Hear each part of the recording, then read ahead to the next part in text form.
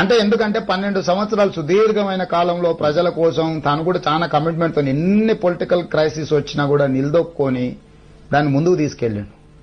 ఆయన ఉన్నాడు కాబట్టి ఎవరైనా ఇచ్చిండ్రు. అది అతిశయోక్తి ఏం కాదు, ఒప్పుకోవాల్సింది. అంటే నేను రాజకీయ నాయకుడికి ఒప్పుకోకపోయినా వాస్తవం మాత్రం అదే.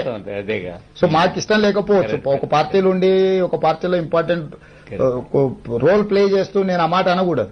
కానీ ఈరోజు తెలంగాణ రాష్ట్రం వచ్చిందంటే చంద్రశేఖరరావు గారి కృషిని ఎవరు కాదనలేరు, నేను కూడా ఇంక్లూడింగ్. అంటే అది ఇక మనం వ్యక్తిగతంగా ద్వేషమో లేకపోతే ఆయన చిన్న చేసి చూడడమో లేకపోతే ఇక మనకు ఆ ఉద్యమం పట్ల అవగాహన లేకపోవడం ఏదైనా అవుతుండొచ్చు.